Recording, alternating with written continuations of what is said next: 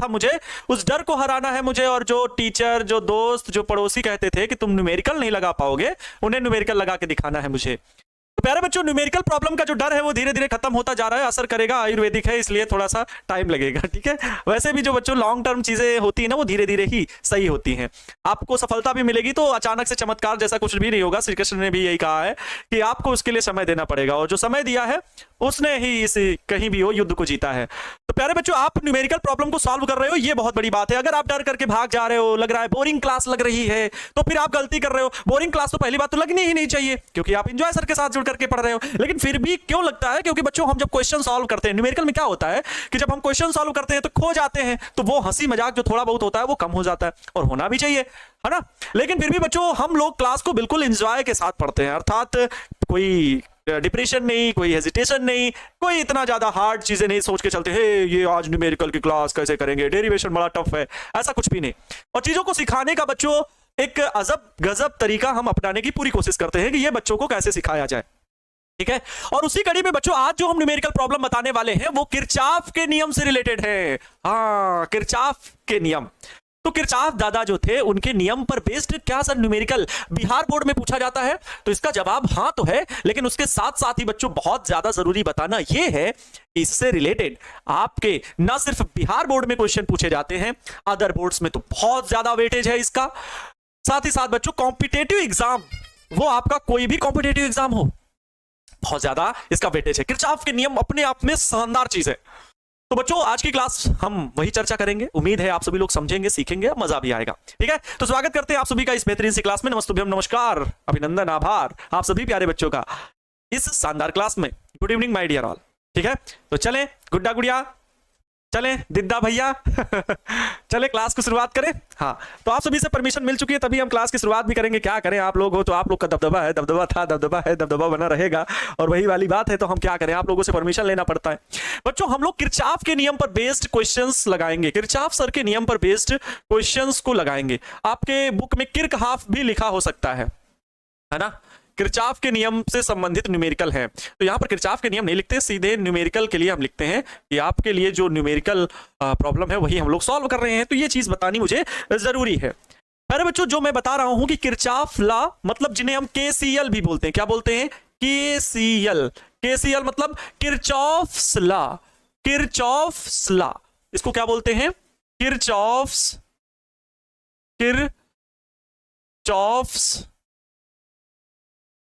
ला। आप देख लेना, कुछ मीनिंग देख लेना भाई, स्पेलिंग देख लेना। बहुत लोग हमारी स्पेलिंग पकड़ लेते हैं, क्या करें, अंग्रेजी आती नहीं मुझे ज्यादा तो इस वजह से देख लेना। किरचॉफ्स लॉ जो बच्चों है, किरकहाफ भी इन्हें बोलते हैं, केसीएल, इस पर बेस्ड न्यूमेरिकल बहुत ज्यादा पूछे जाते हैं। और मैं चाहूंगा कि आप इनके रूल को, अगर बुक के ऊपर जाओगे तो कभी नहीं सीख पाओगे, बहुत ज्यादा कॉम्प्लिकेटेड लगता है कि ये कैसे रूल हैं।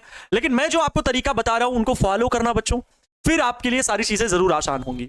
केसीएल, इससे रिलेटेड बच्चों क्वेश्चन आपके ना सिर्फ बिहार बोर्ड में पूछे जाते बीएसईबी, बल्कि वो यूपी बोर्ड हो, सीबीएसई बोर्ड हो, यहां तो बहुत ज्यादा पूछे जाते हैं, मतलब हर जगह इनका वेटेज है। लेकिन बच्चों, इसके अलावा आपका सीयूईटी एग्जाम हो गया, कितने लोग जानते हैं सीयूईटी?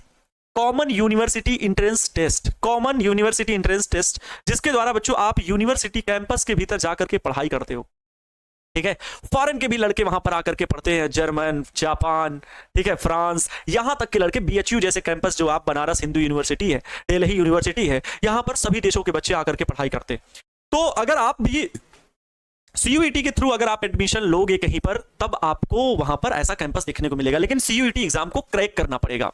क्या है सीयूईटी? इस बार हम लोगों ने शुरू भी किया था बच्चों, बहुत सारे बच्चों की इसकी प्रिपरेशन भी की, और उनके एग्जाम्स चल रहे हैं। 4 जून तक उनके एग्जाम है, और उसके बाद उनका रिजल्ट आएगा। देखेंगे कि इस बार हमारे टारगेट बोर्ड परिवार से कितने सारे बच्चे सिलेक्शन लेते हैं, यूनिवर्सिटी में जाते हैं। ये पहल बिल्कुल नहीं थी, लेकिन मैं बच्चों इसलिए, क्योंकि वो पिछला साल हम बच्चों को, बिल्कुल वो बच्चे बहुत नाराज होते हैं, पता क्यों? क्योंकि कहते हैं कि सर 3 महीने सिर्फ हम लोगों को पढ़ाए। लेकिन बच्चों, मैं वरदान बैच के बच्चों के लिए कभी भी ऐसा नहीं करना चाहता। उनके लिए मैं अगस्त या सितंबर में ही चाहूंगा कि आप सभी की जो क्लासेस हों वो सीयूईटी की रन हो जाए, अर्थात आप बोर्ड एग्जाम तो पढ़ो ही, क्योंकि बच्चों ये बोर्ड एग्जाम के मार्क्स आपके साथ सिर्फ मार्कशीट में देखने के लिए होंगे। लेकिन जब भी प्रतियोगिता में नहीं बैठोगे, प्रतियोगी परीक्षाओं में नहीं बैठोगे, इन सर्टिफिकेट का कोई वैल्यू नहीं है, इन सर्टिफिकेट का कोई नहीं वैल्यू है। इसलिए मैं चाहूंगा कि अपनी तैयारी इतनी सुदृढ़ बनाना, इतने अच्छे लेवल के क्वेश्चन लगाना कि ना सिर्फ बिहार बोर्ड के लेवल का आप पढ़ो, बल्कि इस लेवल का जरूर पढ़ना कि आप सीयूईटी एग्जाम को क्रैक कर सको। ना सिर्फ सीयूईटी, मैं ये भी कहूंगा कि जो बच्चे जेई इंजीनियरिंग तैयारी करना चाहते हैं वो इंजीनियरिंग के लिए जेई। लेकिन बच्चों एक चीज गौर करना, मैंने सीयूईटी में एक वीडियो बना रखा है, टॉप 5 बेस्ट यूनिवर्सिटी जहां पर बच्चे जाकर के बीटेक करने का सपना पूरा कर सकते हैं। आईआईटी कॉलेज से बेस्ट है कि सीयूईटी थ्रू करके यूनिवर्सिटी से बीटेक कर लो, और package 35 lakh per annum salary से भी ज्यादा एवरेज पैकेज है कई यूनिवर्सिटी का। मैंने डिटेल में बताया है, बहुत ज्यादा रिसर्च से मैंने वो सारी चीजें जुटाई हैं।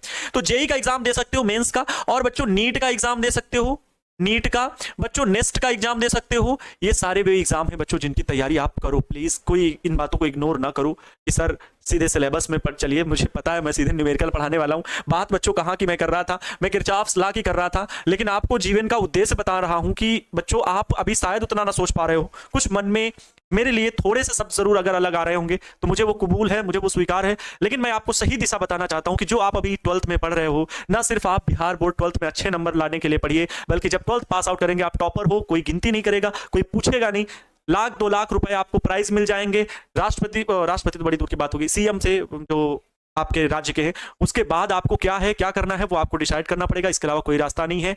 ये चीज जान लीजिए, खुद से तय करना पड़ेगा। बहुत सारे लोअर क्लास के बच्चे टॉपर्स पता नहीं खो जाते हैं दुनिया में, लेकिन लोअर जो क्लास बैक बेंचर्स होते हैं वो कहीं पर सितारा बन के चमक रहे होते हैं। तो मैं चाहता हूं कि आप अपने जीवन के उद्देश्यों को समझें, आपको किस फील्ड में जाना है। अगर एजुकेशन में जाना है तो इंजीनियरिंग करनी है, कि डॉक्टर बनना है, कि रिसर्च में जाना है, जो भी करना है आपको पढ़ना है। अगर बच्चों और कुछ एजुकेशन में थोड़ा सा आगे बढ़ना है, कि हम एजुकेशन में आगे बढ़ते बढ़ते 12th पास करके हम बिहार पुलिस की तैयारी करेंगे, हम दरोगा की तैयारी करेंगे, हम बैंक की तैयारी करेंगे, हम रेलवे की तैयारी करेंगे, हम पॉलिटेक्निक करेंगे, हम ITI करेंगे, तो जो डिप्लोमा होता है बच्चों जान लो, बहुत जरूरी चीज है। आप एक डिग्री कर सकते हो और बच्चों एक डिप्लोमा आप साथ में कर सकते हो, ये गवर्नमेंट ने ऑथराइज कर रखा है, ठीक है। अर्थात अगर आप पॉलिटेक्निक 12th के बाद करना चाहते हो, अगर आप ITI 12th के बाद करना चाहते हो, अगर आप D pharma, diploma in pharmacist जैसे कोर्सेज 12th के बाद करना चाहते हो, तो वो बच्चों कर सकते हो और डिप्लोमा कोर्सेज कर सकते हो। और बात रही डिग्री की बच्चों, तो डिग्री आप कहां पर करोगे? CUET को पास करने के बाद एक अच्छी यूनिवर्सिटी में एडमिशन लेकर के आप क्या करोगे? CUET एग्जाम को क्रैक करके वहां से डिग्री करोगे। और डिग्री में बच्चों आप BA कर रहे हो, आप BSc कर रहे हो, आप बच्चों BCom कर रहे हो, जो भी है कर सकते हो। ऐसा नहीं, कॉमर्स की स्ट्रीम में भी 12th के बाद भी आप जा सकते हो, ठीक है। आप B फार्मा कर रहे हो, ठीक है, आप B फार्मा कर रहे हो, आप BMLT कर रहे हो, आप DMLT तो डिप्लोमा में चला जाएगा, ठीक है। आप BMLT कर रहे हो, BA BSc BCom, आप BTech कर रहे हो, ठीक है, आप BTech कर रहे हो, आप BCA कर रहे हो, आप BBA कर रहे हो, BBA, ये सब कुछ है बच्चों। बैचलर इन बिजनेस एसेसरीज हो जाएगा, ये बैचलर इन कंप्यूटर एप्लीकेशन, फिर MCA हो जाता है, master in computer application, BTech bachelor in technology, BMLT, B pharma, BCom, BSc, BA, बहुत सारे कोर्सेज हैं जो आपको डिग्री प्रोवाइड कराती हैं। तो जब आप डिग्री करोगे, ये 3 ईयर या 4 ईयर सॉरी 3 से 4 साल के कोर्सेज होते हैं। इनको आप लोग, ये एजुकेशन है बच्चों, ध्यान से सुनना। अभी आप 12th में हो, चीजें कम समझ, मेरे पास यही समय है बच्चों, अलग से मैं कहां पर आपको गाइड करूं, अलग से मैं आपको कहां के लिए गाइड करूं। तो जब आप इनकी तैयारी ये करोगे, ये आपका बच्चों एजुकेशन है। क्या है? एजुकेशन है, ये आपका एजुकेशन है। और एजुकेशन को बढ़ावा देना है, आपको अपने अंदर एक आग लगानी है। मुझे पता है कि बहुत सारे बच्चों का यहाँ पर मन कर रहा होगा कि किसी तरह मैंने 1500 का बैच लिया, बस 12th पास हो जाऊं, फिर मैं बिहार पुलिस वगैरह देखूंगा, आगे पढ़ाई नहीं करूंगा। बच्चों आपको बता दूं, ये नेस्ट की एग्जाम देख रहे हो, यहाँ पर 1000 सीट है, 3 कॉलेज हैं पूरे भारत में। यहां पर आपको 60,000 स्कॉलरशिप मिलेगी पूरे वर्ष, 60,000 एक साल में। रहना, खाना, किताबें, पढ़ना सब फ्री, 60,000 आपके खर्च के लिए दिया जाएगा। टैलेंट है, निकाल के दिखाओ। नेक्स्ट एग्जाम NISER, इसके थ्रू आपका एग्जाम करवाया जाता है और वहां से लेकर के आप नेक्स्ट के थ्रू आप एडमिशन ले लीजिए। 5 साल का इंटीग्रेटेड कोर्स होगा, 5 ईयर, और इसमें आपको BSc प्लस MSc, ठीक है, BSc प्लस MSc 5 साल साथ में करोगे। और जो भी कोर्स वहां पर होगा वो सिर्फ और सिर्फ रिसर्च के लिए होता है, और उसको वहां से करने के बाद बच्चे साइंटिस्ट बन के निकलते हैं, अच्छा खासे पैकेज पे काम करते हैं, जॉब की कोई टेंशन नहीं होती है, क्योंकि सीट इतनी कम है कि जॉब श्योर होती है। जॉब श्योर है, पक्का कंफर्म लिखित है कि जॉब मिलनी ही मिलनी है।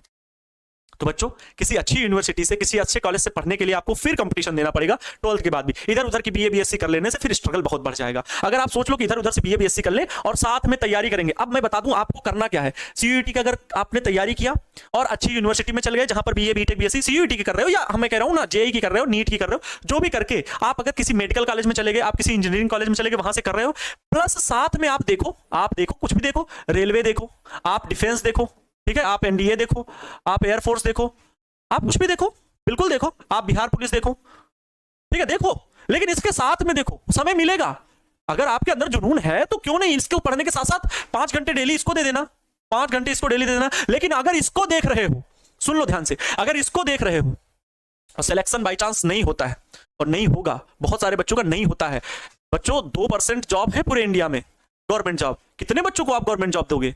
जब 20,000 भर्ती आती है तो 40 लाख फॉर्म पड़ जाते हैं। आपको क्या लगता है जिन बच्चों का सिलेक्शन हो गया वही केवल होनहार थे? जिन बच्चों का नहीं हुआ उनमें टैलेंट नहीं था? हो सकता है किसी कारणवश वो उतनी तैयारी ना कर पाए हों, हो सकता है उनके सामने कोई ऐसी समस्या रही हो कि एग्जाम हॉल तक नहीं पहुंच पाए हों।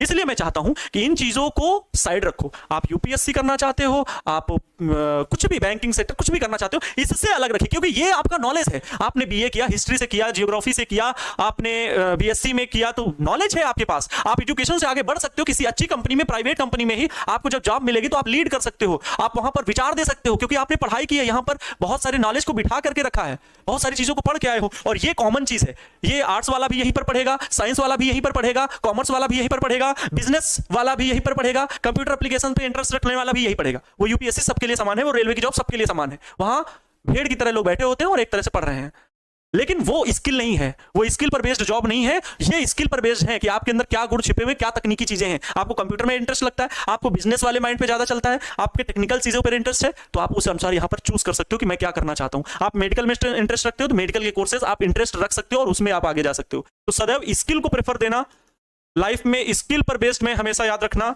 आनंद सर ने एक बात कही थी, स्किल पर बेस्ड काम करना, और स्किल वो आपके अंदर कुछ भी हो सकती है, स्किल पर बेस्ड हमेशा काम करना।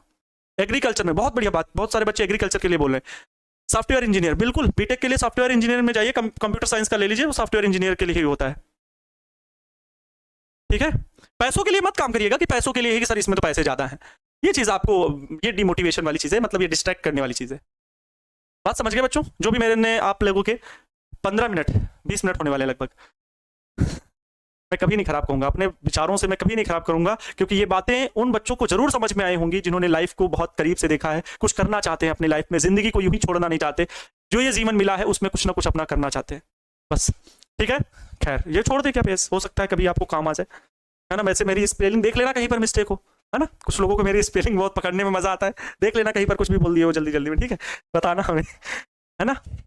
अच्छा लगता है आप लोग जब बताते हो। न्यूमेरिकल की बच्चों बात करेंगे, समय कम है। न्यूमेरिकल किस पर बच्चों बात कर रहे हैं? केसीएल, किरचॉफ्स लॉ पर।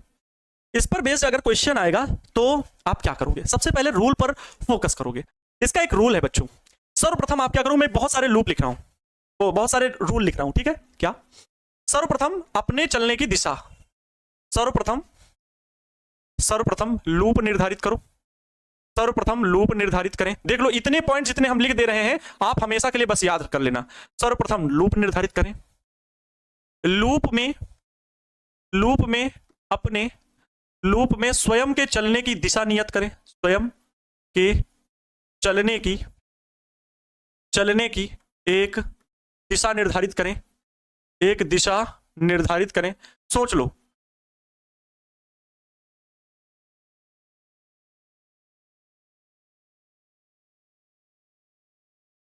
समझ रहे हो? लूप में स्वयं के चलने की एक दिशा आपको निर्धारित करनी है। अगला पॉइंट जो बच्चा पार्टी होगा, अगला पॉइंट जो होगा वो क्या होगा?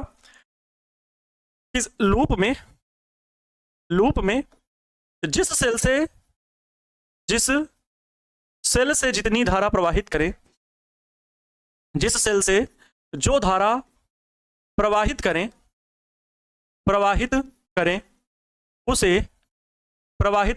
उसे उतनी ही धारा वापस करें, उतनी ही धारा, लूप में जिस सेल से जो धारा प्रवाहित करें उसे उतनी ही धारा वापस लौटाएं, ठीक है। ब्रैकेट में लिख दे रहा हूं, हो सके तो एक ही सेल से पूरे परिपथ में, हो सके तो अधिक ईएमएफ वाले, हो सके तो अधिक ईएमएफ वाले सेल से, अधिक ईएमएफ वाले किसी एक ही सेल से धारा प्रवाहित करें, एक ही सेल से धारा प्रवाहित करें। लेकिन बच्चों ये नियम चाहे जितने रट लो, ये नियम चाहे जितने रट लो, लेकिन जब तक न्यूमेरिकल की प्रैक्टिस नहीं करोगे न्यूमेरिकल लगाना नहीं आएगा। ये मैं 100% गारंटी दे रहा हूं। जब तक आप प्रैक्टिस नहीं करोगे, आप कितने भी नियम बना लो, मैं कितने भी आसान भाषा में आपको समझा लूं, आप बच्चों उसे नहीं समझ पाओगे, उसे नहीं लगा पाओगे।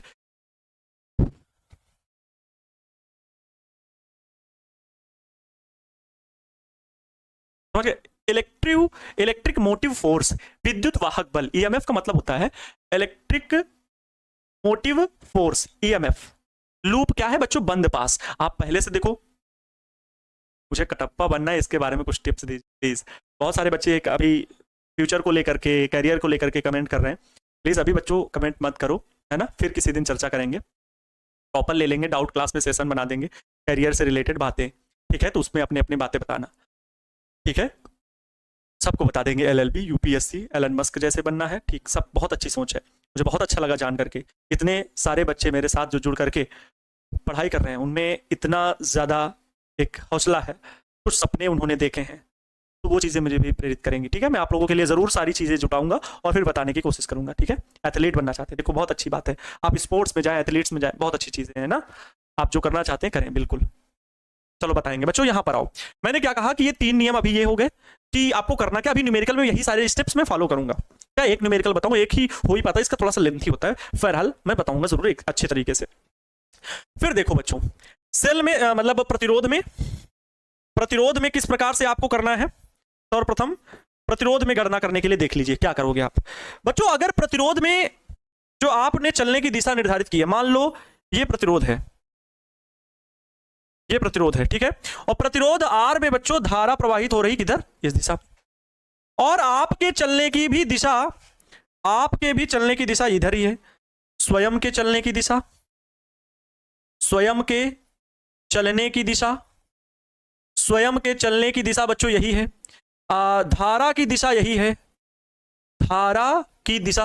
अगर बच्चों दोनों सेम दिशा में हैं, दोनों सेम डायरेक्शन में, जब आप लूप में अपने चलने की दिशा एक निर्धारित कर रहे हो तो लूप में धारा की दिशा होगी ही होगी पहले से, तो जो धारा की दिशा और आपके चलने की दिशा अगर सेम हो गई तो उसे आप -IR लोगे, उसमें विभवांतर जो होगा वो -IR लोगे, ये विभवांतर होगा। ये क्या होगा बच्चों, इसे विभवांतर बोलेंगे। पहली चीज, बहुत सारे बच्चे नहीं समझते ये -IR, अरे भाई ओम के नियम से जानो, ये विभवांतर का ही मान होता है, सभी जगह विभवांतर लिया ही जाता है, विभवांतर -IR लिया जाएगा। क्या लोगे? -IR। क्या लोगे? -IR। सर बुक में +IR दिया है, कोई दिक्कत वाली बात नहीं है, क्या डर गए? नहीं, +IR भी ले सकते हो, ये और लगा दिया बड़े चालू हो सर आप, मैं दोनों तरीके बताऊंगा। इसे बच्चों आप और +IR भी ले सकते हो, कोई दिक्कत वाली बात नहीं है, कोई दिक्कत वाली बात नहीं। लेकिन अभी मैं बताता हूं कि डिफरेंस क्या है दोनों में। ये हो गया, ठीक है।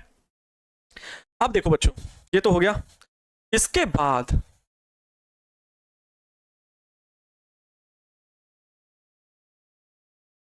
देखो, ये तो फर्स्ट पॉइंट हो गया, ये आपका फर्स्ट पॉइंट हो गया।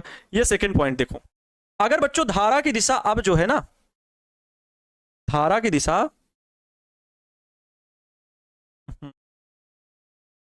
धारा की दिशा इसमें जो है ना, इस डायरेक्शन में है, अपोजिट है। धारा की दिशा जो है वो किधर है? अपोजिट। आपके चलने की दिशा ये है, ठीक है। धारा के चलने की दिशा किधर है? इस दिशा में। धारा की चलने की दिशा किधर है? इधर। यहां पर धारा की चलने की दिशा किधर थी? इधर। अब धारा की चलने की दिशा इधर, और आप अपने चलने की दिशा निर्धारित रखोगे, आप नहीं बदलोगे, आप अपनी दिशा निर्धारित किए हो, वही डायरेक्शन में घूमते रहोगे। धारा की दिशा हो सकता है लूप में कभी आपके सामने आए, इधर आती हुई, कभी उधर जाती हुई, जो भी मिले। अगर ऐसी कंडीशन में मिलेगा कि आप इधर जा रहे हो, धारा इधर आ रही है, आप इधर जा रहे हो, धारा इधर आ रही है ना, धारा किधर आ रही है? इधर आ रही है। आप जा रहे हो उधर, इसमें धारा इधर जा रही थी, आप धारा इधर आ रही है, आप उधर जा रहे हो, तब बच्चों जो विभवांतर लोगे वो +IR लोगे, कोई दिक्कत वाली बात नहीं है, कोई दिक्कत वाली बात नहीं है। ये -IR भी ले सकते हो। अरे सर दोनों तरीके हैं क्या? -IR भी ले सकते हो, लेकिन दिक्कत क्या बच्चों आएगी जब सेल में आओगे। किसमें बच्चों? सेल में। पहली कंडीशन सेल के लिए, ध्यान से देखो हम क्या बता रहे हैं। सेल के लिए, सेल में बच्चों अगर ये सेल है, गौर करना मेरी बात पर, ये माइनस, ये सॉरी ये प्लस, ये माइनस, ये प्लस, ये माइनस, ठीक है, ये प्लस ये माइनस। विद्युत वाहक बल इसका कितना है? E। और आपके चलने की दिशा ये, इसमें धारा नहीं देखना, इसमें केवल आपको चलने की दिशा देखनी है। चलने की दिशा।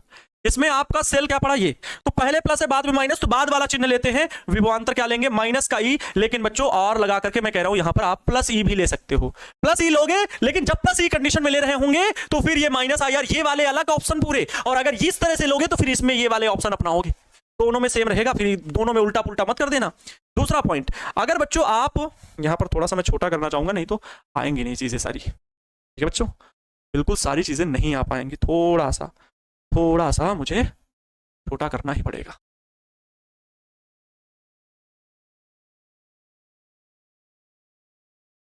रुक जाओ भाई, रुको बच्चों रुको, थोड़ा सा हिम्मत दो मुझे, रुक जाओ।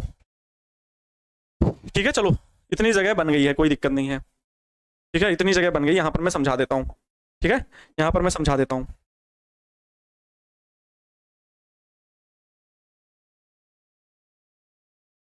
ठीक है, यहां देखो, दूसरे के लिए अगर दूसरा सेल बच्चों इस प्रकार से है, माइनस पहले छोटी लाइन फिर बड़ी लाइन, ये वाला, और आपके चलने की दिशा तो यही रहेगी, आपके चलने की दिशा नहीं बदलेगी, मैं पहले बता रहा हूं, आप अपने चलने की दिशा फिक्स रखोगे, लेकिन अब माइनस ये प्लस, आप विद्युत वाहक बल कैसे सेल में बाद में प्लस आ रहा है, तो आप यहां पर क्या लोगे, आप यहां पर क्या लोगे, यहां पर लोगे बच्चों प्लस का ई, और फिर यहां पर भी ऐसे ले सकते हो, माइनस का ई भी ले सकते हो। लेकिन बच्चों मैंने क्या बताया, या तो आप ऑप्शन में ये वाले लो, और या तो फिर ये वाले लो, एक ही रूल पे चलना, या तो आप ऐसे तरीके को अपना रहे हो तो फिर इस दिशा में जब चल रहे हो तो इस वाले स्टेप को अपनाओ, और या तो फिर अगर ये ले रहे हो तो फिर सेल में भी ये तरीके अपनाना, ऐसा नहीं कि धारा प्रतिरोध में चलने वाले ये रूल और सेल में चलने वाले ये वाले रूल ना, अगर प्रतिरोध में चलने वाले रूल में इस स्टेप में जा रहे हो इन दोनों पॉइंट में, तो फिर सेल में भी इन दोनों में ही जाना होगा। अगर प्रतिरोध में चलने वाले इन दोनों पॉइंट्स में जा रहे हो कि चलने की दिशा इधर है तो माइनस आई आर ले रहे हैं, तो फिर सेल के लिए बच्चों ये तरीका अपनाओगे, माइनस का ही प्लस का ही। समझ में आ गए, समझ में आ गए सर, समझ में नहीं आया बच्चों, आप मेरा किरचॉफ के नियम वाला लेक्चर देखे थे कि नहीं देखे थे, इतने सारे लोग देखते हो, ठीक है, 3000 के करीब बच्चे रहते हो आप लोग, और उसमें से अगर 3 भी बच्चे कमेंट कर दिए कि सर मुझे नहीं समझ में आया, तो वो 3 बच्चे क्या ऐसे भी हो सकते हैं जिन्होंने लेक्चर नहीं देखा, फिर मेरा मन बिल्कुल विचलित हो जाता है। समझ गए, समझ गए ना, प्लीज लेक्चर देख के आओगे तो ये चीज नहीं बोलोगे। क्या मैं ये पहले बताना, क्या मैं ये आज दोबारा चीजें बता रहा हूं, यस और नो, क्या मैं ये नियम जो बता रहा हूं ये दोबारा बता रहा हूं कि पहली बार बता रहा हूं, जरा कमेंट कर दो, पहली बार है कि दोबारा है, पहली बार बताया कि दोबारा है,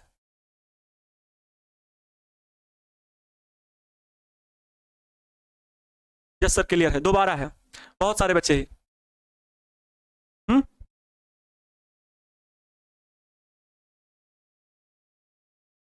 दोबारा है सर। एक बच्चे ने कहा कि सर डाउट मेरा है, और आपने कहा लेक्चर देख लीजिए, लेक्चर में ना बताऊं तो वहां लिख करके क्या मैं बता दूंगा आपको, ये चीज मुझे बतानी हो, यही चीज मुझे समझानी हो, तो मैं लेक्चर में जितना अच्छा बता सकता हूं वहां लिख करके आपको क्या बता दूंगा, हिंट ही तो दे सकता हूं, डाउट का मतलब तो यही हुआ कि मैं आपको हिंट दे सकता हूं कि आप लेक्चर देख लीजिए वहां पे जाकर के इस टॉपिक का। न्यूमेरिकल का क्वेश्चन हुआ तो न्यूमेरिकल जैसा क्वेश्चन मैं जब बताऊंगा आपको तभी तो समझ में आएगा, लेक्चर जब देखोगे जो बात बताई गई वही चीज तो समझ में आएगी, ये चीज समझनी पड़ेगी आपको, अपने दिमाग की थिंकिंग को थोड़ा सा बदलना पड़ेगा। हाँ देखो फर्स्ट टाइम है ये चीजें, तो बच्चों ये रूल अपनाना पड़ेगा, इन दोनों चीजों को आप समझ लीजिए, प्रतिरोध में चलने की दिशा क्या है और सेल में चलोगे किस प्रकार से, तो वो ये रूल है, ये नियम है कुछ जो आपको अपनाने हैं, ये रूल हैं कुछ जो आपको अपनाने हैं, सारे स्टेप याद कर लो, याद कर लें, ये सारे नियम याद करें, मोस्ट इंपॉर्टेंट है, अगर आपको न्यूमेरिकल सॉल्व करना है किरचॉफ लॉ वाले, तो ये नियम याद रखें, ये नियम क्या रखें, याद रखें, ये नियम याद रखें बच्चों, आपसे कभी भी न्यूमेरिकल ऐसा नहीं होगा कि ना बने। आप चलते हैं क्वेश्चन पर, समझ गए, चलते हैं क्वेश्चन पर। सर आज तक मैं डाउट नहीं भेजी हूं, बहुत अच्छी बात है, आओ ये क्वेश्चन उन्हीं नियमों पर आधारित हल करेंगे, कल मैंने ये होमवर्क में दिया था बच्चों, कल का ये आपका क्या है, होमवर्क है कि नहीं है, यस सर होमवर्क, एक और क्वेश्चन था लेकिन पहले मैं ये कर रहा हूं, वो भी बताऊंगा, ऐसा नहीं है, ठीक है, बताओ किरचॉफ के नियम के, ये क्वेश्चन था, नहीं ये वाला नहीं था, कौन सा था बच्चों, कौन सा था, ये था ना, ये था, बताइए क्या ये था, सर आप गुस्सा मत करो, ठीक है। अच्छा बताइए बच्चों, पहले क्या ये वाला क्वेश्चन था कल मैंने जो दिया था आपको, कल होमवर्क में यही क्वेश्चन था? Yes sir, yes sir, very good. तो बच्चों दिए गए परिपथ में प्रत्येक प्रतिरोध में धारा की गणना कीजिए। एक प्रतिरोध ये है, एक प्रतिरोध ये है, एक प्रतिरोध ये है, धारा की गणना करनी है। और बच्चों देखो धारा का मान यहां कैसे दिया गया है, देखो ये I1, इस पूरे परिपथ में I1 धारा, इसमें इन्होंने I3 धारा, और देखो I3 की दिशा किधर दिखा रखी है। बहुत बच्चों ये सारी चीजें गौर करना, नहीं तो क्वेश्चन बहुत गलत होंगे। I1 धारा इधर, I3 धारा इधर, और I2 धारा, देखो I2 धारा इधर प्रवाहित की, I2 इधर, मतलब बच्चों इस सेल से धारा ये I2 प्रवाहित हो रही, 1 ओम का है, तो इसमें भी प्रवाहित I2 का मान क्या होगा, इस प्रतिरोध में प्रवाहित धारा I3 का मान क्या होगा, और प्रतिरोध 1 ओम में प्रवाहित धारा जो है I1 उसका मान क्या होगा। इन सभी के मान बताने हैं। किरचॉफ के नियम पर आधारित ये सवाल है। इससे बच्चों ना सिर्फ ये सवाल क्लियर होगा, बल्कि वे ढेर सारे क्वेश्चन आपके बनेंगे जो किरचॉफ के नियम पर बेस्ड होंगे। ठीक है, चले चले अब क्वेश्चन, इसका चित्र हम बना रहे हैं, थोड़ा सा तो दिख रहा होगा। चले अब हल करते हैं बच्चों, आइए समझाते हैं, गौर करना बस मेरी बात पर। बच्चों इधर देखो, ये ए बी, इसमें एक सेल लगा हुआ है, बनाते हैं इधर चित्र। हाँ चित्र बनाना ही पड़ेगा बच्चों, ए बी आपको भी चित्र बनाना पड़ेगा। ए बी, गौर करना, ए बी एक सेल लगा हुआ है जो E1 बराबर 2 वोल्ट है, अर्थात ये बच्चों इसका मान कितना है, 2 वोल्ट। ये माइनस है, ये प्लस है, कोई दिक्कत नहीं, जो चीज जैसे बोल रहे हैं वैसे लिखते चलना। इसके बाद बच्चों यहां पर है, ये आगे एक प्रतिरोध लगा हुआ है, ये पॉइंट सी है, आगे प्रतिरोध लगा हुआ है, ये प्रतिरोध लगा हुआ है, और ये पॉइंट बच्चों क्या है, सी है। चलो कोई दिक्कत वाली बात नहीं, आगे देख लेते हैं। इसमें ये बीच में प्रतिरोध लगा हुआ है, कोई दिक्कत वाली बात नहीं, यहां से कुंडा के होगा, यहां से, है ना। ये बीच में बच्चों एक प्रतिरोध लगा हुआ है, इस प्रकार से, समझ में आ रही बात। ये एक प्रतिरोध लगा हुआ है, ये एक प्रतिरोध लगा हुआ है, एक प्रतिरोध लगा हुआ है यहां पर बीच में, क्लियर है। आगे बढ़ते हैं। इसके बाद बच्चों ये यहां पर सेल लगा हुआ है, ओहो यहां पर सेल लगा हुआ है, और सेल जिस आधार पर लगा हुआ है, जिस तरफ बड़ी लाइन छोटी लाइन, वो जरूर गौर करना, ऐसा नहीं कि अपने मन से बना दो। ये प्लस है, ये माइनस है। इधर बच्चों कितना मान दिया गया है, E2 बराबर 1 वोल्ट, E2 बराबर इसका मान है 1 वोल्ट, V वो 2 वोल्ट है। ठीक है, अगली चीज देखो, यहां पर विकर्ण बना हुआ है। अच्छा ये 1 ओम, ये 1 ओम, ये भी नाम दे दो, ये 1 ओम है, और ये भी 1 ओम ही है। दोनों प्रतिरोधों का मान क्या है, दोनों प्रतिरोधों का मान क्या है, 1 ओम 1 ओम, जरा देख लो, 1 ओम 1 ओम। इसमें बच्चों ये 2 ओम लगा हुआ है प्रतिरोध,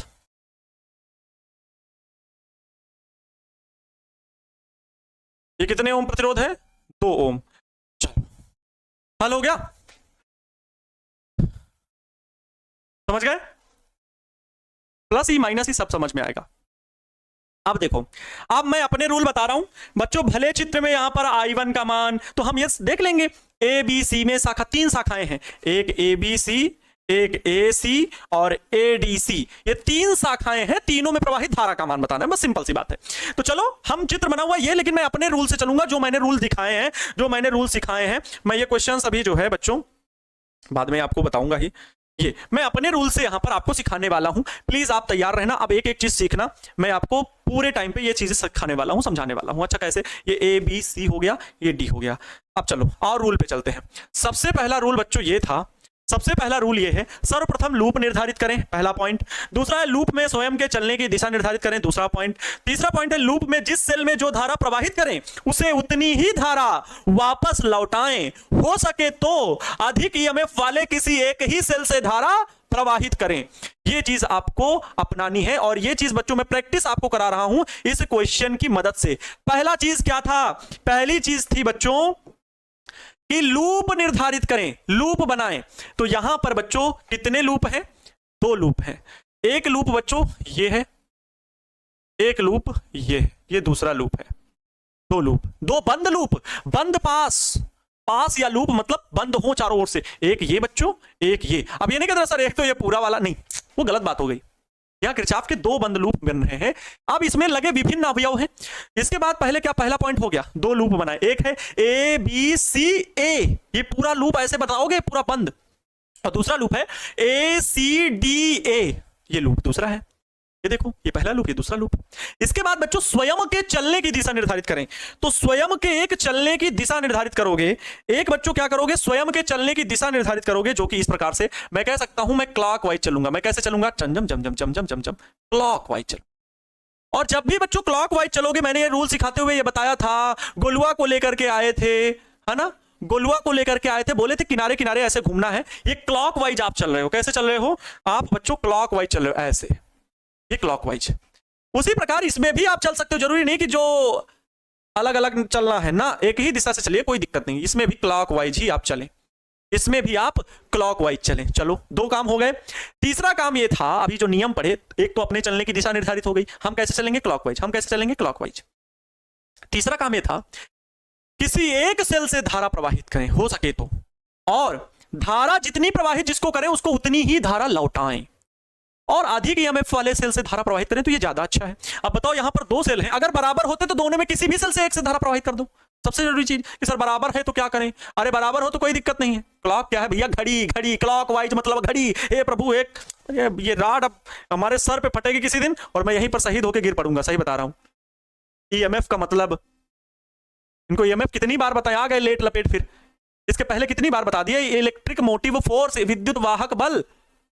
पहले लेक्चर में कहां थे, धन्नीधर, विशाल धरतीपुत्र, कहां थे आप? पता नहीं समझ में आता है, क्या करोगे है? एंटी क्लॉकवाइज होता है कि घड़ी की सुइयों की घूमने की विपरीत दिशा में, क्लॉकवाइज का मतलब होता है घड़ी की सुइयों की दिशा में। तो दो काम हो गए। फिर एक सेल से धारा प्रवाहित करो। तो चलो, मैं यहां पर बच्चों एक सेल, जो कि ये इसका ईएमएफ ज्यादा है, इससे आई एम्पियर की धारा प्रवाहित करता हूं, और ये आई एम्पियर की धारा यहां भी आएगी, ये आई एम्पियर की धारा यहां भी आएगी, लेकिन इस बिंदु से बट जाएगी। तो इस बिंदु से मैं इस वाली शाखा में I1 धारा प्रवाहित कर दे रहा हूं। I1 इधर है, I1 इधर है, और बच्चों अगर ये I1 धारा इधर आ जाएगी तो इस शाखा में तो जाएगी। बच्चों इस बिंदु पर ये जो I धारा आ रही है, ये दो शाखाओं में बटेगी, एक इधर एक इधर। तो मान लो अगर I1 इस शाखा में आ गई तो यहां कितनी बचेगी, यहां बचेगी I minus I1, I minus I1। समझ में आई बात? यहां पर धारा का मान क्या होगा, यहां पर इस धारा का मान क्या होगा, होगा I minus I1, I minus I1। बच्चों ये धारा इधर इतनी जाएगी। अब देखो ये I1 धारा, ये I1 धारा इधर जा रही, सेल में कोई दिक्कत नहीं सर, प्लस से माइनस की ओर जा रही, कोई दिक्कत नहीं, हम एक ही सेल से धारा प्रवाहित करेंगे, इस सेल से धारा प्रवाहित नहीं कर रहे हैं, बाद में प्लस माइनस जो भी होगा वो बना लेंगे। ये I1 धारा, बच्चों जब ये I माइनस I1 धारा यहां भी आएगी, ये कितनी आ रही धारा, I माइनस I1 इस शाखा में ये आएगी, तो यहां पर दोनों जुड़ जाएंगी। तो सोचो अगर I1 और प्लस बिंदु ए पर क्या जुड़ी, I माइनस I1, I1 से I1 कैंसिल आउट, क्या बचा, प्लस I, और वही प्लस I बच्चों क्या होगी, इसी सेल में धारा लौट जाएगी। देखो क्या इस सेल से I धारा जो मैंने प्रवाहित की वो इसी सेल में वापस लौट गई, क्या वही धारा इसी सेल में वापस लौट गई? आपका जवाब होगा हां सर, है ना, लौट गई।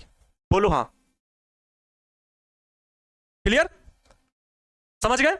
अब अगर इतनी बात समझ गए तो यहां पर हल करते समय पहला काम लिखेंगे चित्रानुसार, क्योंकि आपने चित्र में सारी बातें समझी हैं, खुद से बनाई हैं, और एग्जामिनर समझ जाएगा, एग्जामिनर को कोई दिक्कत नहीं है। चित्रानुसार लूप, लूप ए, लूप 1, और लूप 1 का नाम क्या है बच्चों, ABCA, ABCA में, ABCA में। चित्रानुसार चित्र बना दिए, एग्जामिनर आपका चित्र साफ सुथरा बना होगा, देखेगा। अब इसमें कोई छीप छाप मत करना, इसमें कोई छीप छाप मत करना।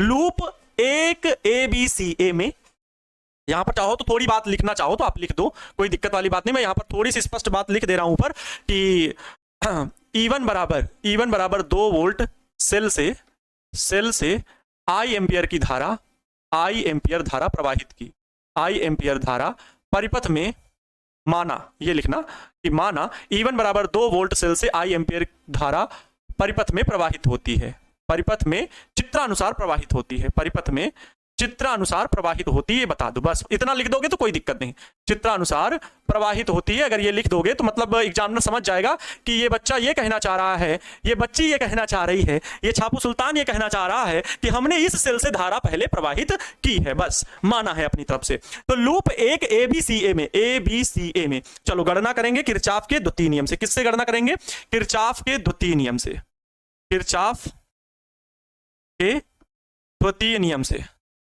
द्वितीय नियम से। किरचॉफ का द्वितीय नियम क्या है बच्चों? किरचॉफ का द्वितीय नियम है sigma v is equal to 0 या sigma v is equal to sigma v या sigma I R is equal to sigma E, sigma E. यही तो दोनों नियम बताए थे। मतलब या तो ऐसे लिख सकते हो या तो ये लिख सकते हो। ये सिग्मा वी का मतलब चाहे सेल हो चाहे प्रतिरोध हो, सबके सिरों के विभवांतर का कुल योग 0 होता है। या फिर प्रतिरोधों के सिरों के बीच का विभवांतर सेलों के विद्युत वाहक बलों के योग के बराबर होता है। ये दोनों कथनों का ये अर्थ हुआ। आप चाहे ये लिखो चाहे ये लिखो, कोई दिक्कत वाली बात नहीं, एकदम सेम है। वो चीजें से अभी मैं इस पर पैटर्न बता भी दूंगा। मैं इसको गणना करने के लिए तैयार हूं, क्योंकि इससे जब आप हल करोगे तो बहुत जगह आप हल कर पाओगे, जबकि इससे हल करोगे तो कई जगह फंस सकते हो। इसको आप रूल करो। थोड़ा सा कठिन लगेगा ये वाला, पक्का कठिन लगेगा, लेकिन ये और विधियों के लिए और कठिन प्रश्नों के लिए ये चीज आसान है। सिग्मा वी इक्वल टू 0 एक तरफ से पहले मानते चलो। सिग्मा वी का मतलब सभी के सिरों का विभवांतर। चलो अपने चलने की दिशा निर्धारित थी, हम ए पॉइंट से चलना शुरू किए, ए पॉइंट से चलना शुरू किए और मार्ग में जो जो आता गया उसके सभी सिरों का विभवांतर अपनी टोकरी में डालते गए। चलो बना लो यहां पर गुलवा को, अपने गुलवा को बना लो, इसको ले आओ। और ये गुलवा अब टोकरी लेकर के खड़ा हुआ है। थोड़ा सा क्योंकि कभी भूलेंगे नहीं, इस वजह से मैंने यहां पर गुलवा को बना लिया। सर्वप्रथम गुलवा को लेकर के यहां से चले, गुलवा चला जम जम जम जम जम और ये जा रहा है सेल में माइनस से प्लस की ओर। और बच्चों जब प्लस की ओर गया तो ये सेल में चलने की दिशा मैंने क्या बताई थी, माइनस से प्लस जा रहे हो तो प्लस वाला अंतिम वाला। और ये नियम वही चीज आप याद करो, मैंने बताया चाहे वो वाला लो चाहे वाला, दोनों में कोई एक नियम। तो मैं ये अपना रहा हूं कि माइनस से जा रहा हूं प्लस सेल की ओर, तो प्लस वाला पॉइंट है प्लस ई। सेल का विभवांतर प्लस ई और ई का मतलब 2 वोल्ट, तो प्लस का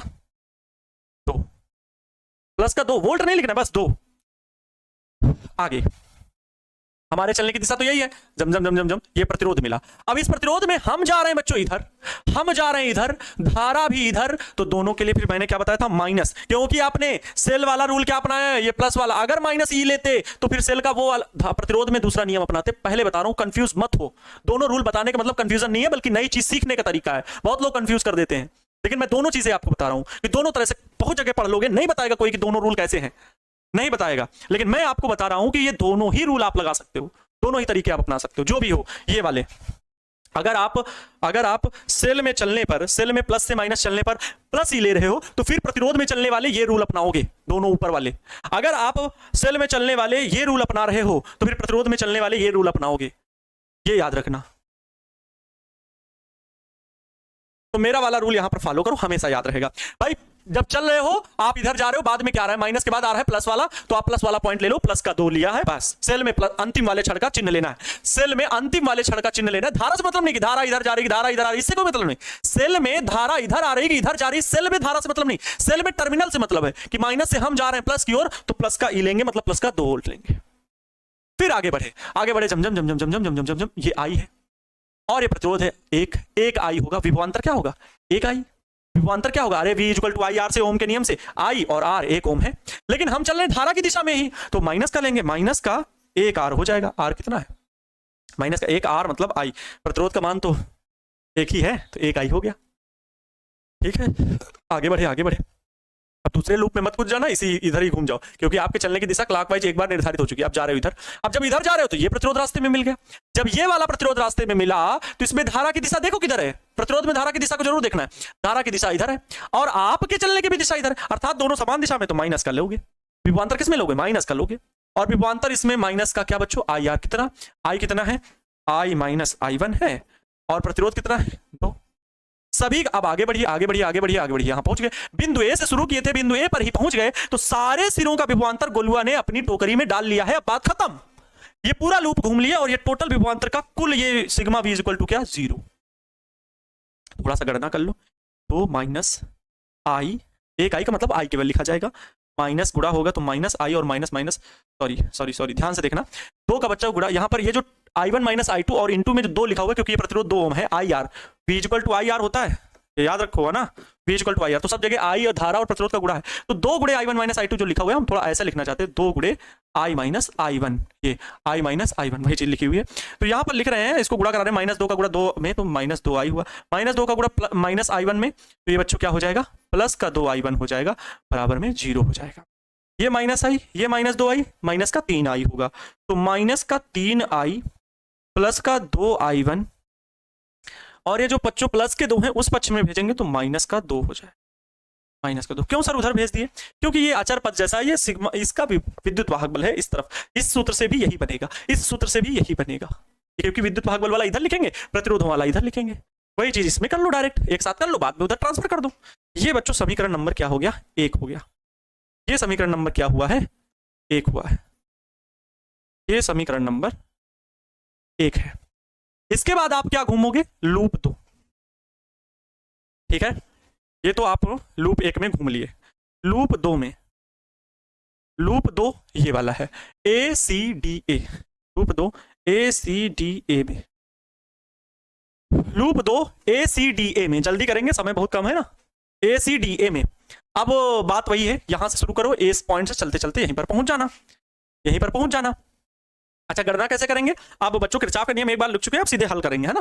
क्या लिखो, लिखो जरा, loop A C D A में, ये लूप था ए बी सी ए में, गणना करें, इधर से चलें, जम जम जम जम जम हम जा रहे हैं बच्चों। ये देखो, ये चलने की ये जो राउंड बना हुआ है, मतलब हम चल रहे हैं इधर किनारे किनारे ऐसे ऐसे चलेंगे, क्लॉकवाइज ऐसे ऐसे। तो हम चल रहे हैं इधर, धारा जा रही है इधर। आप देखो इस दूसरे लूप में है, ये नहीं कि द्वारे सर अभी तो घूमे थे तो धारा इधर ही थी।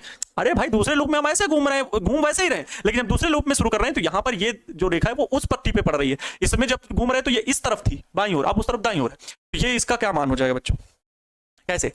हम जा रहे हैं इधर, धारा जा रही है इधर, हम जा रहे हैं इधर, धारा जा रही है इधर, तो प्लस का होगा। और प्लस का आई आर मतलब आई है I1 माइनस I1, तो ये धारा हो गई। और प्रतिरोध का मान कितना है? 2। तो 2 को गुणा में ऐसे लिख दीजिए, 2I माइनस I1। आगे बढ़ते हैं, आगे बढ़े, जम जम जम जम जम जम, ये आ गए। अब देखो बच्चों, ये धारा में हम जा रहे हैं इधर, प्रतिरोध हम भी चल रहे हैं इधर, तो धारा और दोनों चलने की दिशा सेम है, तो माइनस का लिया जाएगा।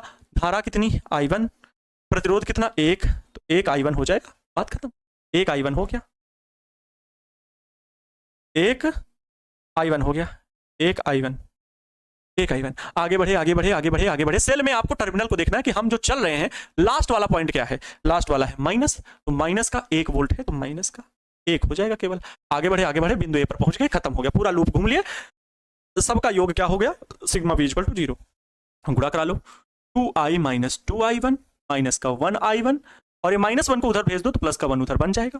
देखो 2I, ये 2I1 है, सॉरी, हम सोचे 2I कैसे कैंसिल आउट हो जाएगा। 2 का गुणा I में हुआ, 2 का गुणा I1 में हुआ, तो ये -2I1 प्लस माइनस ये 1I1, तो बच्चों 2I और ये -2 और 1 मिलकर के 3 हो गए, 3I1 बराबर में कितना? ये 1। अब बताओ ये कौन सा इक्वेशन बन गया बच्चों? ये भी कोई ना कोई इक्वेशन बन गया, है ना। ये भी एक इक्वेशन बन गया, इक्वेशन नंबर 2 बन गया। अब जरा देखो, I1 इन दोनों को अगर हम हल करें तो पक्का हमें I और I1 के मान मिल जाएंगे। देखो यहाँ 3 और 2 है, ये 2 और 3 है, कुल मिलाकर के क्या सेम बना सकते हैं जैसे आप लोग हाई स्कूल में सीखते हो, x + 3y बराबर 5, 3x + y बराबर 2।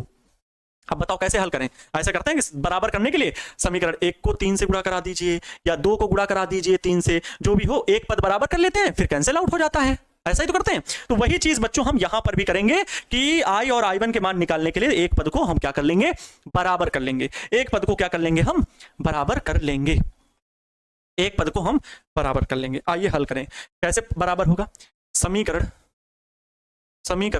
1 गुणे 3 तथा समीकरण 2 गुणे 2, समीकरण 2 गुणे 2 करने पर देखो बच्चों, समीकरण 2 गुणे 2 करके हल करने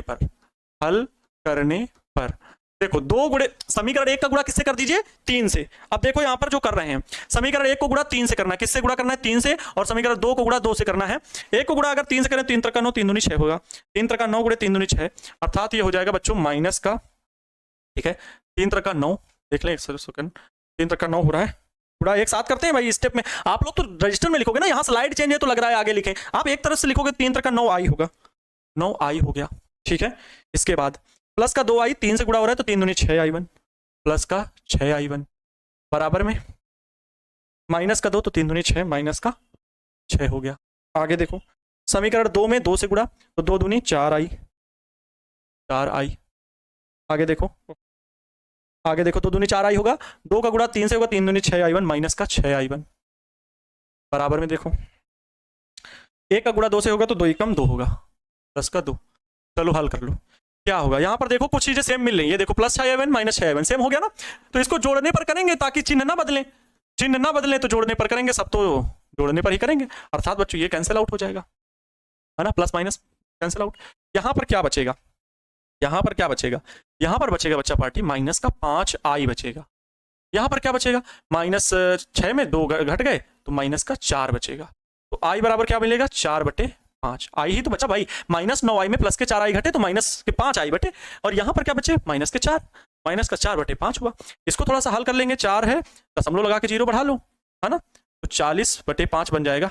अरे भाई देखो भाग दो, दशमलव लगाओ, ठीक है, तो ये जो 4 था 4/5 था, दशमलव लगाए तो 0 बढ़ा लिए, तो 0.40 हो गया, 15/40 अर्थात 0. क्या हो जाएगा, 8 वैल्यू हो जाएगी। कुल मिलाकर के बच्चों आई बराबर कितना आ गया, 0.8 एम्पियर आ गया। आई बराबर क्या आ गया, 0.8 एम्पियर। आई बराबर क्या आ गया, 0.8 एम्पियर। आई का मान किसी भी समीकरण में रख दो, आई का मान किसी भी समीकरण में रख दो, आई का मान समीकरण, आई का मान समीकरण 1 में रखने पर, आई का मान समीकरण 1 में रखने पर, समीकरण 1 क्या है, समीकरण 1 का है -3i + 2i, तो माइनस का 3i जो है वो कितना, अच्छा ये 0.8 लिख सकते हैं, 0.8 समीकरण 1 का है, ये 1 थोड़ा बड़ा लग रहा है, 2 में रखते हैं, समीकरण 2 में रखने पर देखो आई का मान समीकरण 2, ये वाला ज्यादा मुझे अच्छा लग रहा है क्योंकि इसको 3 से गुणा कराना पड़ेगा, इसको 2 से गुणा कराना पड़ेगा, 2i - 3i1 बराबर 1, तो 2i का मतलब बच्चों 0.8 और माइनस का क्या था, माइनस था 3i1 बराबर 1, तो माइनस का 3i1 बराबर बच्चों क्या हो जाएगा, 1 हो जाएगा। 8 दूनी 16 मतलब बच्चों होगा 1.6 माइनस 3i1 बराबर में 1, तो माइनस का 3i1 बराबर में 1 माइनस 1 माइनस बच्चों ये क्या जाएगा, 1.6 इधर हो जाएगा क्योंकि प्लस का उधर जाएगा, माइनस का हो जाएगा। तो यहां पर बच्चों आ जाएगा क्या, अगले स्लाइड में चलें कि यहीं पर समझा दें, यहीं पर समझा देते हैं, ठीक है, यहीं पर समझा देते हैं। तो ये आ जाएगा 1 माइनस 1 माइनस 1 माइनस, हाँ माइनस का 3i1 बराबर में आ जाएगा माइनस का 0.6, माइनस का 0.6, ये कैंसिल आउट होकर के माइनस माइनस क्या आ जाएगा बच्चों, i1 बराबर 0.6 बट्टे में क्या, ये 3 दूनी 6, तो अर्थात i1 बराबर क्या आ जाएगा, तो 0.2 एम्पियर, 0.2 एम्पियर, ठीक है, i1 का मान। अभी ये आंसर नहीं हो गए प्लीज, अभी ये आंसर नहीं हो गए एकदम से कि कह दो सर यही आंसर हो गए, ये हो गया।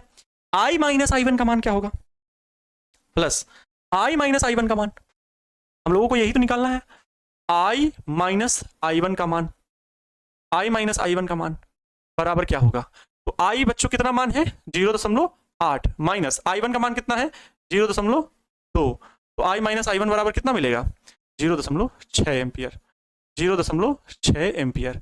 बोलो अब ये भी हो गया 0.6 एम्पियर। लेकिन बच्चों आइए अब हमें प्रतिरोध में धारा बतानी है, प्रतिरोध में हमको धारा बतानी थी, 1 ओम का ये है, 1 ओम का ये है, तो हम बताएंगे कि BC, ठीक है, BC शाखा 1 ओम में प्रवाहित धारा, ऐसे आंसर बताएंगे, ठीक है। तो BC शाखा में 1 ओम में क्योंकि बताना था ना, सभी प्रतिरोधों में प्रवाहित धारा बताना है, प्रवाहित धारा। और इसके लिए बच्चों हम क्वेश्चन में चलेंगे कि क्वेश्चन में इन्होंने क्या बताया, BC शाखा में 1 ओम में प्रवाहित धारा, देखो i1 इन्होंने बोला है तो हम i1 ही बोलेंगे। BC शाखा में प्रवाहित धारा i1 का मान कितना आया है, हमने i माना था, देखो चित्र में जैसे ही देखो ये चित्र में इसका मान कितना है i, लेकिन i किसके बराबर है i1 के, और i1 का मान कितना आ गया, मतलब i का मान कितना आया है हल करने पर बच्चों, i का मान आया है 0.8 एम्पियर, अर्थात बच्चों BC शाखा में जो प्रवाहित धारा है i1 उसका मान किसके बराबर है, i के बराबर है, और ये i का मान जो है वो कितना आ गया है, कितना यहाँ पर i1 बराबर बता दोगे, i1 मतलब ये क्या है IBC है बच्चों, और IBC का शाखा में प्रवाहित धारा का मान है 0.8 एम्पियर, 0.8 एम्पियर, ये आंसर है, सही है। अब ये आंसर वाली बात हो गई। अगला पॉइंट, अगली कौन सी शाखा में बताना है, ये वाला AC शाखा में, है ना, AC शाखा में 2 ओम में प्रवाहित धारा, तो यहाँ लिखेंगे AC शाखा में 2 ओम में प्रवाहित धारा, प्रश्नानुसार। अब प्रश्नानुसार क्यों लिख रहे हैं, क्योंकि प्रश्न में देखो अलग वैल्यू मान रखे हैं, इसलिए मैं यहां पर प्रश्न का जिक्र कर रहा हूं। प्रश्न में देखो इन्होंने कहा है इसमें प्रवाहित धारा का मान क्या माना है i3। अच्छा देखो क्या i3 जिस दिशा में प्रवाहित है उसी दिशा में आपने जो कैलकुलेशन किया है वो भी है, आपने भी तो इसी दिशा में i - i1 माना है, तो i - i1 बराबर क्या होगा बच्चों i3, मतलब प्रश्नानुसार i - i1 का जो वैल्यू है वो किसके बराबर है i3 के बराबर है, और i3 का मतलब क्या हो रहा है IAC विकर्ण में प्रवाहित धारा, और इसका मान कितना आया है 0.6 एम्पियर आया है, ये 0.6 6 एम्पियर हो गया। ये आंसर वाली बात हो गई, ये भी आंसर हो गया। दोनों की दिशा समान थी, याद रखना, इसमें भी जिस दिशा में प्रश्न में उसी दिशा में ये। अगला देखिए, अगला हमको यहां पर बताना है, इस प्रतिरोध में, सभी प्रतिरोधों में प्रवाहित धारा का मान बताना था, प्रश्न में ये था। इस प्रतिरोध में कौन सा, डीसी है ना, डीसी शाखा में यहां पर लिखेंगे, यहां पे लिखेंगे डीसी, डीसी, डीसी शाखा, डीसी शाखा में 1 ओम, डीसी शाखा में 1 ओम में प्रवाहित धारा, प्रवाहित धारा प्रश्नानुसार, प्रवाहित धारा क्या है, प्रश्नानुसार किसके बराबर होगा, प्रश्नानुसार जरा देखो हमने क्या माना है, ये देखो I2 मान है, IDC किसके बराबर, I2, लेकिन I2 की दिशा देखो ये है, I2 की डायरेक्शन क्या है, ये है, I2 की डायरेक्शन ये है, और यहां पर बच्चों हम जो I1 प्रवाहित किए हैं वो इस दिशा में प्रवाहित किए हैं, ये भी जरूरी है, बहुत जरूरी है, नहीं तो गलत कर दोगे। प्रश्नानुसार I2 का जो मान है वो किसके बराबर है, IDC के बराबर है, और IDC की वैल्यू जो यहां पर है वो प्रश्न में I1 के बराबर है, और I1 की वैल्यू जो आई है वो बच्चों आई है, कितनी आई है, I1 की वैल्यू 0.2 एम्पियर, लेकिन दिशा विपरीत है तो इसलिए ये माइनस में 0.2 एम्पियर लिखा जाएगा, 2 एम्पियर लिखा जाएगा। यहां पर आप बताओगे, स्पष्ट करोगे कि I2 की डायरेक्शन ये है, दिशा I2 की ये है, ठीक है, और जबकि I1 धारा जो चित्र से हल करते समय I1 बराबर जो आपने IDC की धारा निकाली है उसकी जो दिशा है, ठीक है, ओहो, उसकी जो दिशा निकाली है वो इस दिशा में है, मतलब विपरीत है, इसलिए आपने विपरीत दिशा में मान आया है, विपरीत दिशा में मान आया है, इसलिए मैंने इतना लिख दिया है बच्चों, केवल आपको स्पष्ट करने के लिए, एग्जामिनर के सामने इतना लिखने की जरूरत, आवश्यकता आपको नहीं है, ठीक है, समझ गए। ये क्वेश्चन आप लोग एक बार फिर से रिपीट कीजिएगा, ये सारे जो बच्चों आपको दिख रहे हैं ये सारे आपके आंसर हैं, ये सारे आपके क्या हैं, आंसर हैं, और इस तरह का अंक जो आपके एग्जाम में आएगा वो 5 अंक का आएगा, 5 अंक का आएगा, ठीक है, 5 अंक के ये क्वेश्चन आएंगे। मैंने ये न्यूमेरिकल किरचॉफ के बता दिए, ठीक है, ये बता दिया। प्लीज बच्चों एक बार फिर से देखना, रिक्वेस्ट है आपसे, एक बार प्लीज इस क्वेश्चन को देखना, फिर रिपीट करना, स्पीड वाला बढ़ा करके देखना, 1.5x स्पीड में देख लेना, 1.25 में देख लेना, लेकिन देखना जरूर। समय हो गया है, विदा चाहूंगा, मिलता हूं कल संडे है, और मैं इसलिए नहीं कल संडे में 1 शॉट ले रहा हूं बच्चों सेकंड चैप्टर का, क्योंकि न्यूमेरिकल प्रॉब्लम चल रहे हैं, मैं चाहूंगा कि आप न्यूमेरिकल की प्रैक्टिस करें, तो मैं चाहूंगा कि आप लोग इस क्वेश्चन को लगाना, ठीक है, इस क्वेश्चन को लगाना, ये तो हो गया ना, ये तो बता दिया, अच्छा आप इस क्वेश्चन को लगाना, ठीक है, इस क्वेश्चन को लगा सकते हो या इस क्वेश्चन को लगा सकते हो, जो भी हो, इस तरह के जो स्क्रीनशॉट ले लो, मैं भेज दे रहा हूँ डीपीपी में, ठीक है, तो ये क्वेश्चन आप लोग लगाएंगे, और फिर मैं इन क्वेश्चंस के भी आंसर्स होगा बिल्कुल कराऊंगा, किरचॉफ के नियम के फिर कुछ सवाल कराऊंगा, तो मैं मंडे को आपको मिलूंगा, ठीक है, मंडे को ये सारे क्वेश्चन फिर करना है, ठीक है, अपनी तरफ से फिगर बना के बढ़िया से आप रूल देखो, इसमें तो I1 I2 माना ही नहीं, तो कोई दिक्कत नहीं, आपको सिर्फ वैल्यू बतानी है, दिए गए परिपथ में B व D के बीच विभवांतर 3 वोल्ट सेल में धारा, हम लोग जरूर इस क्वेश्चन को सॉल्व करेंगे। मिलते हैं मंडे को, तब तक आप सभी लोग खुश रहे, मस्त रहे, मन लगा करके पढ़ाई करते रहे बच्चों, wish you all the best. Question अच्छा था, लेवल अच्छा था, समझ में जरूर आया होगा, मुझे कठिन चीजें पढ़ाने में, समझाने में दोनों मजा आता है, और बेसिक लेवल से जोड़ने में बच्चों को मजा आता है, कि शून्य लेवल के भी बच्चों को मैं सिखा पाऊँ, वैसी मेरे अंदर क्षमता हो, वैसी मेरी अंदर कैपेबिलिटी हो। मैं ईश्वर से हमेशा दिन पर दिन प्रार्थना करता रहता हूँ, सुबह होती है, उठता हूँ तो यही प्रार्थना करता हूँ कि कितने सरल तरीके से हम पढ़ा पाएं, समझा पाएं। तो प्यारे बच्चों, मिलते हैं नेक्स्ट क्लास में, खुश रहे, मस्त रहे, मन लगा करके पढ़ाई करते रहे, माँ तेरे पसीने की हर एक बूंद को मैं मोती सा चमकाऊंगा, तो सपने बड़े देखना, उसे पूरा करके मैं दिखाऊंगा। Wish you all the best, thank you so much, जय हिंद, वंदे मातरम।